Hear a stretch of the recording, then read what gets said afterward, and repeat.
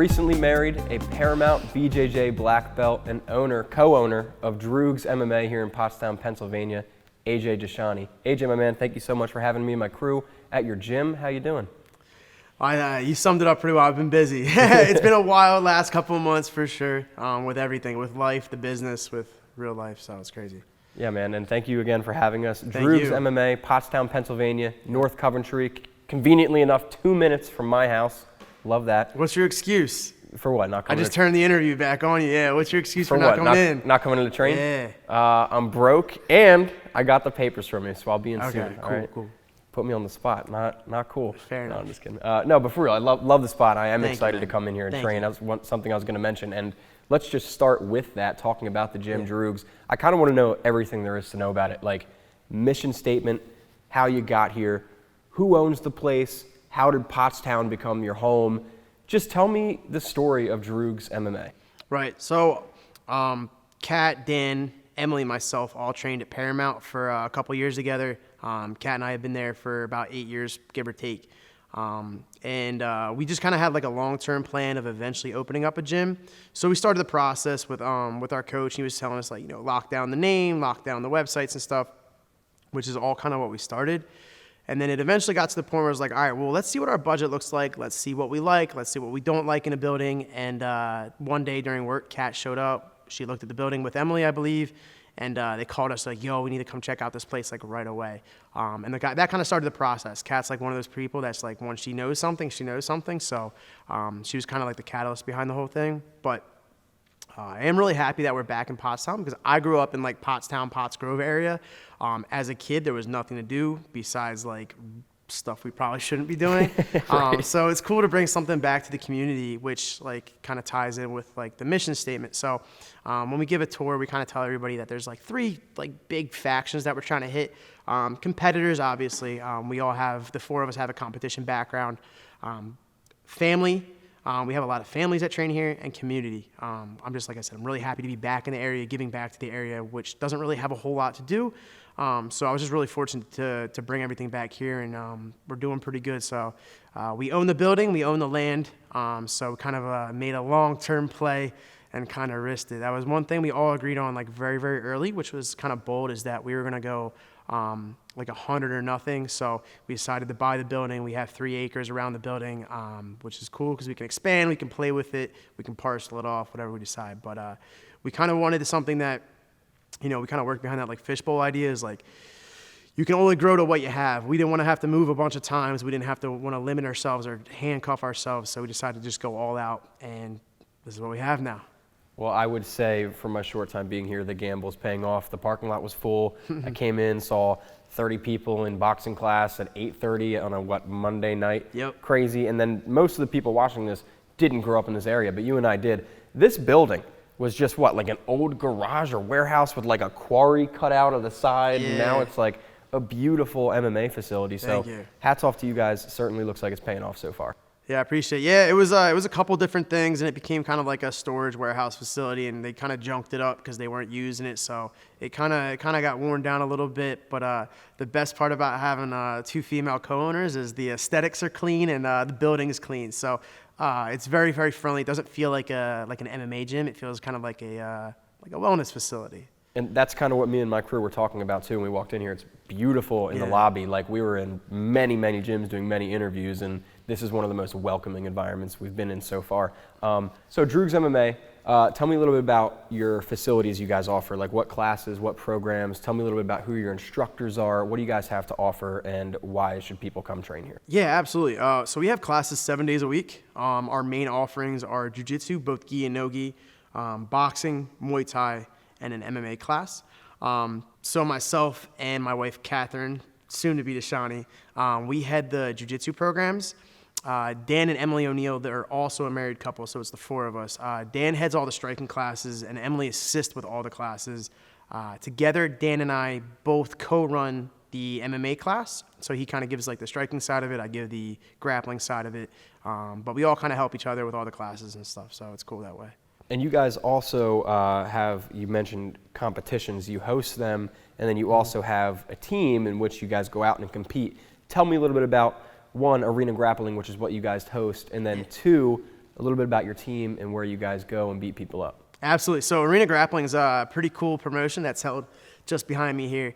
The format's pretty unique. It's a best of 3 submission only. So there's 3 5-minute rounds. The majority of submissions in those 3 5-minute rounds wins it, or it goes to an unlimited overtime. So we pick those as super fights. I'm the matchmaker for that. So it's also cool because it's just one more way to kind of give back to the local community, get people's feet wet when they do the big stages like Rise and Fight to Win and stuff like that. So it's a pretty cool way to get into it. I really like the format. So far, all the matches have been like unreal fun, which I'm excited for because it means I'm doing something right with that end. But our competition team is pretty green, but they're doing well. So our first competition out, I think we had been open for about 3 or 4 months, and the team trusted me to lead them out there with Kat, and we got second place out of 100-something teams. So after a couple of months of training, they trusted the 2 of us to like go out and risk themselves, and they did really well. So they've been competing. We have a couple local competitions coming up. We're slowly starting to fold them into Arena Grappling as they get their upper ranks and stuff. So we have a competition-specific class here. Both Kat and myself are pretty credentialed competitors, so it's something that we want to foster. We don't force anybody into it, but it's one of those things that I think we have a leg up on. We come from a pretty high-level school too, so if people want to compete, I think this is definitely the school in the area to do so. Awesome, man, and I agree. I mean, plenty of friends on Twitter and just in the MMA circle of mine heard about you before I heard of you, so goes to show the competition is going to be good. Now, the MMA gym's name is Droogs, Droogs MMA. Obviously, for many fans out there, including myself, Clockwork Orange, great movie, Stanley Kubrick classic. Where does this name come from? I know your whole lobby is Clockwork Oranged out. Tell me a little bit about the theme. So we have a lot of little Clockwork Orange trinkets like all over the place, and it's part of the brand. But the origin story for that is that I wrote a high school essay on a Clockwork Orange, and that essay was really about the themes in the book. The biggest one for me was like the freedom of choice. The whole movie and the book is about having freedom of choice, not becoming the Clockwork Orange per se. This is really kind of all 4 of our ways out of becoming that Clockwork Orange where we go slave to the wage for somebody else. This is our way of being free. Within the book, there's like fighting and things like that too, but the other thing I really liked was the orange itself. When we go out to compete, we just look completely different from all the teams that are red and blue and black. So it stands out. But at its core, Droogs means friends, and we're 4 best friends that decided to kind of take this big gamble. And originally that was kind of the concept that we were running behind. This is our 4 best friends. We're all in it together. So that's the Droogs. And in the book and the movie, it's 4 best friends that are doing everything. But what I've come to find at least is we've made our own Droogs here. Like the people that we train with and teach, like they were at our wedding, like we hang out outside of this, and it's grown to be more than like a student and teacher relationship. We have a lot of like lifelong friends that we grew out of here. So like Droogs, looking at it now 6 months forward, was really the right name for it and the right like aesthetic, I think. It's a badass name, man. Yeah, it sounds cool too, right? It just is different. The Pottstown Droogs. It's different. Yeah, man, that's cool. Yeah. And as I mentioned, excited to be a part of it someday soon. Yeah, hopefully. man. And aside from the gym, you are AJ Discianni. You compete. Yep. You're a jiu-jitsu black belt. I know off the record we were talking about a future in MMA maybe. Yep. Why don't you just brag about yourself for a minute, hype yourself up, Yeah. Tell me who you are, man. Like what competitions have you won? What's your bread and butter? Whether it's BJJ, MMA, whatever it be, give me your background. So I would say that anybody who's ever watched me compete would say I am a submission hunter and an entertainer. I've taken some matches where I've probably lost, but been the more fun guy of the 2. I've competed on Rise. I had I think 2019 Nogi Fight of the Year for purple belts on Fight to Win. So I've been around the circuit a little bit. I've done all the local stuff. Hammer. So nothing like too crazy, but my thing is like anybody, any rule set, as long as the weight makes sense. But I just like to get out there and have fun. I try to rock some like crazy hair. I try to do high flying stuff. I have like a 90% or something submission rate. So I really try to go out there and just like foot to the gas the whole time and get after it. And I think our students are kind of gravitating towards the same kind of thing, watching them compete. They're all submission artists. But I'm nobody special, but I'm hoping to bring at least that same flavor to MMA hopefully this year.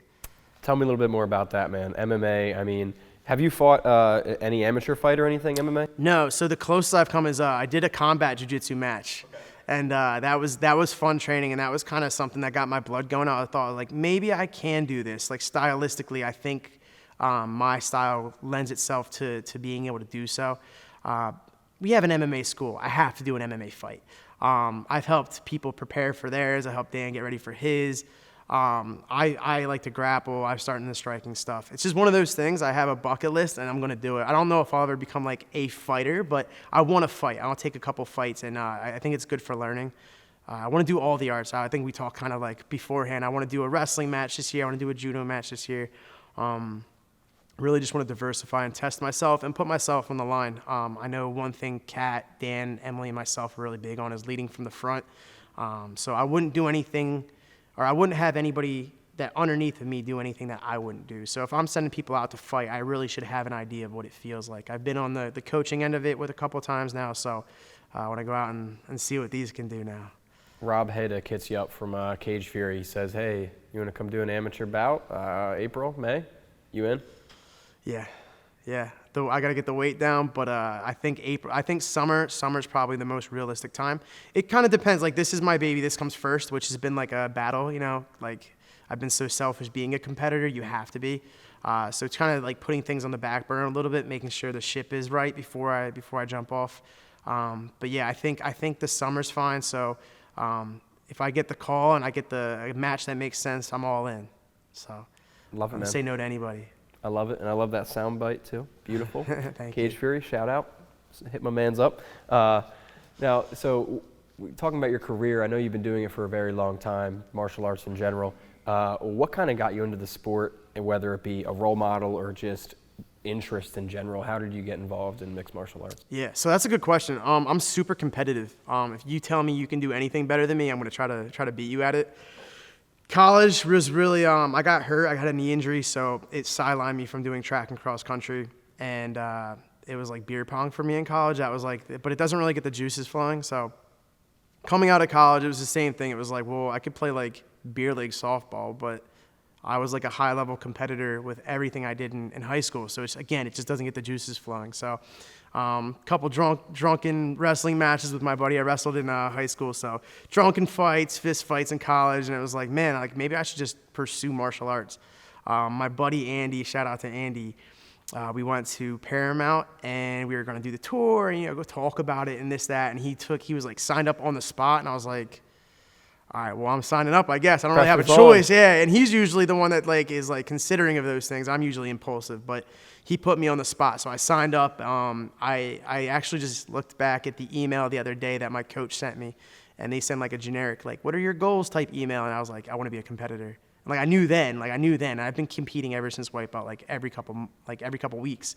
So I really wanted to get the juices flowing, and then that kind of led into coaching, and coaching's like a whole new passion and like niche in itself. So it was mostly through a desire to be competitive again, and it's the one thing that's like really cool about jiu-jitsu that you can't do with striking is like you compete every weekend if you really want to, and the outlet's there to do so. There's stuff every weekend, and it's safe to do for the most part. So it was just a desire to be competitive when it comes down to it.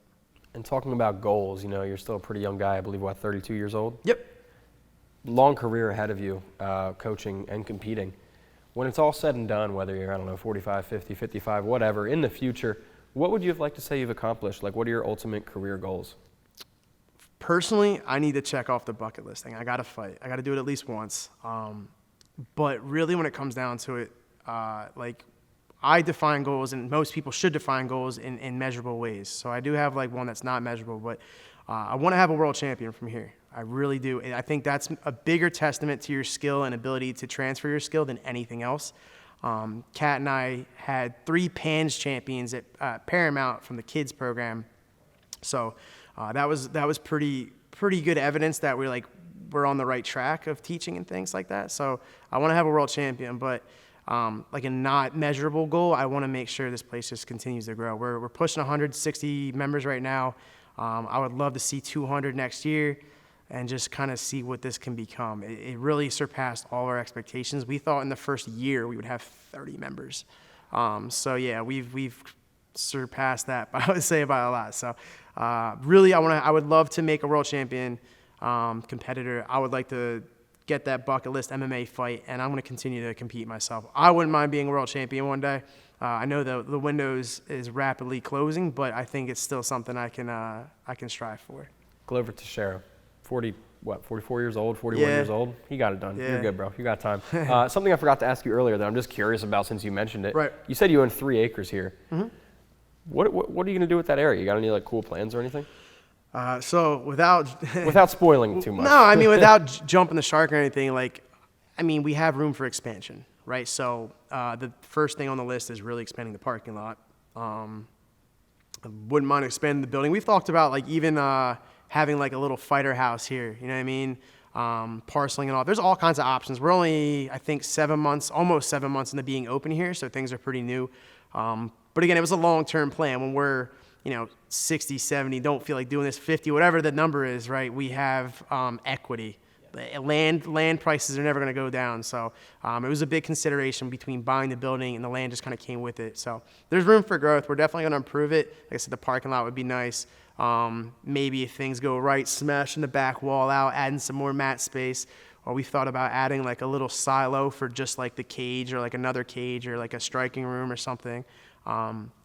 So one thing that Paramount has that we really liked is that they do kind of have 2 rooms to run class simultaneous. So there's a ton of ideas, but we're just like taking one bite at a time, trying to, but keeping our eyes on the future as much as we can. I mean, throwing zero shade to any other gyms out there watching, I've been in a lot. This is like a huge space. Yeah. Like, you'd be surprised, man. I don't know. I'm sure you've been in tons of gyms, but it's wide open. It's big. You don't really see this, like, I don't know. You know what I mean? Like, you've been in a bunch of gyms. There was a major checklist, and I give credit to Kat because there was definitely a wish list we had. One of them was like having bay doors when it's nice out, having the breeze come through, not having poles come down in the middle of the facility. The poles are super common. Yeah, they're a pain. And so there was a bunch of things that we definitely looked for that we were like super stubborn. And like I said, Kat walked in and it was like, man, this is the spot. We moved probably 2 or 3 years earlier than we wanted to, but it was like, this is a space. So we have a 6,000 square foot facility with plenty of office spaces. We're going to convert one into a sauna and float tank room eventually. I think we have about 2,500 square feet of training space, which we can also expand upon. But the ideas are there. We're just trying to see how it goes. But we're super fortunate to have all the land. Plus, it's beautiful. Yeah. I mean, we have a ton of wood. It's not just like open land. We have wood. So the spring and the fall here are like just awesome. We got animals all over the place, and I'm like a big animal guy, obviously. So it's cool to have that too, like foxes running around and stuff. So we're tucked back in the woods. Yeah, where people think is the woods. I mean, we're like a minute from like true Pottstown, but it's like this is the sticks. It's like Pottstown, and then this is like North Coventry. Like Yeah. people are like, oh, you live in Pottstown? I'm like, well, kind of. In a roundabout way, yeah. I say the same thing. When I was very specific as a kid to be like, no, I'm from Potts Grove. Yeah. Yeah, reputations, whatever. Beautiful area, as you said. And we're talking about your love of animals, and that's like a good segue into my next question. Yep. I want to ask about AJ the person, aside from AJ the fighter and AJ the gym owner. Like, when you're not in the cage, when you're not training, when you're not coaching, what are you doing? How do you spend your time? And the reason I said the animals, I'll just jump right to that question about you. You have a pet skunk. Yep. And I saw that you had a pet skunk for a long time, and you have a pet raccoon, maybe. What's going on, man? How do you have a pet skunk? So I'm a big animal guy. Always have been. Probably more an animal guy than a people person. I've had like every animal you can have under the sun. So Catherine and I, when we first started dating, I'm like a big bucket list guy, and I think she's a big bucket list girl. We got a pet raccoon. So it was between a skunk and a raccoon, and I think the skunk was a little too hard to pass, and like I said, Cat's pretty impulsive sometimes, so we jumped on it. We got a pet raccoon from a breeder. We had him for, I think, 5 or 6 years, and he was like the pride of our whole life. At some point during having a raccoon, we rescued a dog, so they were best friends. And then another breeder that has skunks, somebody was giving one up for adoption because they just weren't taking care of it.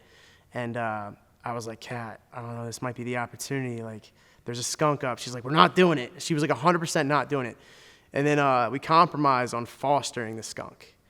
And when we got him, he was like 30 pounds. Now, mind you, skunks are supposed to be 7 to 10 pounds. He was 30 pounds. He had like no hair.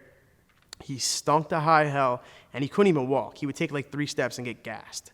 So whoever had him just kind of like fed him and just like left him in a corner, and like it's cute for Instagram, so people get them when they're babies or whatever, and just didn't take care of him. But he like got into really good shape because we're like walking him and feeding him well, and he became a part of the family, and then the dog loves him. So lo and behold, he is a part of the family forever now, and he's like my best friend. I sleep with him every night, so he's my guy. So explain that to, because me, I'm sure both my camera people and everybody watching this is like a pet skunk. Adorable. I look at your Instagrams. I mean, adorable. I want a pet skunk now. But how does that work? Like, is it a he, she? What's his name? It's a he, yeah, Miko.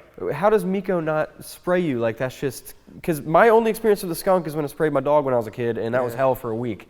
So the same way that a dog gets like clipped, I guess a skunk kind of does the same. They have glands and they descent them. Essentially, they take the glands out at birth. So the best he can do is he kind of like farts. So there's like no liquid. It's like a brief, like 3-second stink. But he doesn't really do it unless he gets like super spooked, which, I mean, he's a part of the family, so he's not like really doing it too much. But he kind of has like a mix of a dog and a cat like temperament. He's loving like a dog. He plays like a dog, but he also kind of like does his own thing like a cat.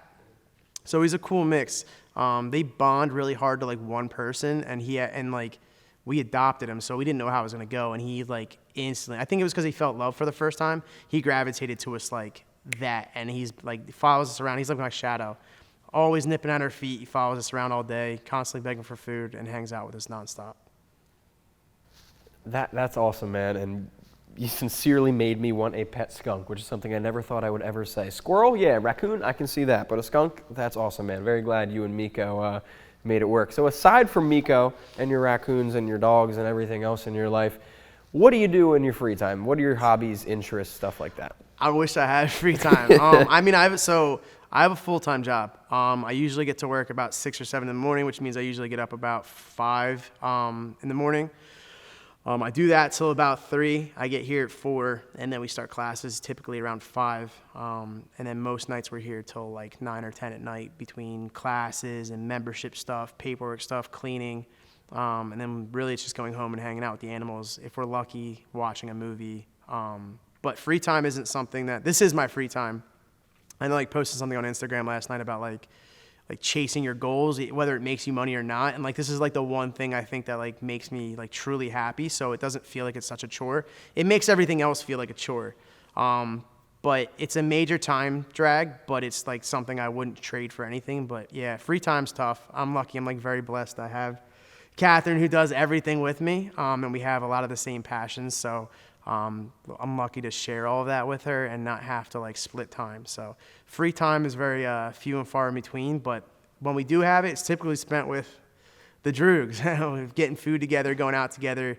That's like a big thing. But yeah, I wish I was more diverse in that aspect. But the long-term play is that hopefully everything goes well here, and then we don't have to work full-time jobs, and we'll get 50 or 60 hours back of our life a week, and we can go kind of live out what we want to do. So that's the long-term play. Beautiful, man. And I mean, no fighters ever have free time, it seems. Did you have any free time to watch UFC 283 this past weekend? I didn't. So crazy. I watch every UFC, but I follow one team and one team of any sport only because I don't have time. And it's the Sacramento Kings, and they were playing the Sixers. I know, right? The Kings? I know. They were playing the Sixers, so I watched that game. And then we were here really late with teaching and like trying to do like real life stuff. And then I knew I had arena grappling the next day, so I was in bed pretty early. But that was all my day consisted of. I did watch some of the highlights and I saw some of the results, but I usually don't miss like any of the cards, even like the prelims. But this was like a weird example of a weekend. But before I ask you about the results, how are you a Sacramento Kings fan? Yeah, so that's a good question. I'm like one of those like contrarians, so whatever everybody else does, I have to be different. Yeah, so everybody here is a Penn State fan. Penn State's rival when I was a kid was Michigan. Chris Webber, Kings, lifelong Kings fan. the one cool thing about old AJ is I had a clothing line for a while. So within that clothing line, we touched base with like a lot of pro athletes, and we worked with some pro athletes. So we worked with Tyreek Evans, who's like a Chester native, so he's local. So we actually flew out and stayed with Tyreek Evans the year of his Rookie of the Year award. So like that was really cool. So I mean, like I've got like little weird connections to the Kings, but it's really because I was like a diehard Chris Webber fan. So Ramley, a Kings fan. So the first time in like 20 years, they're like a decent team. So I try to keep up with them when I can.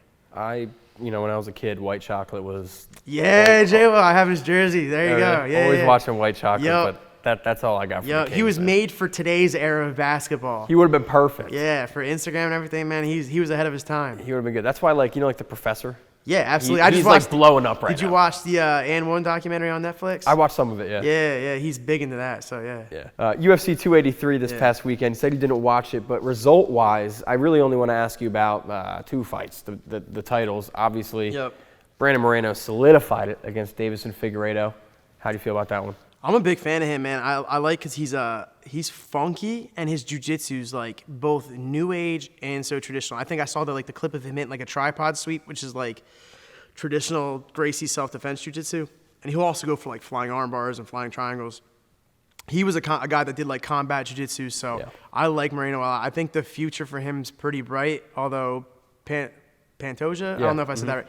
He's going to be hot on his heels. I think he's beaten him twice, right? Yeah. So I like him. I copied Figueiredo's hair once, so I'm a fan. With the red? Yeah, I did it orange. We did orange for the Droogs. I saw that. So I had an orange stripe with my bleach in my head. But I really like Moreno. I hope he keeps the title for a while.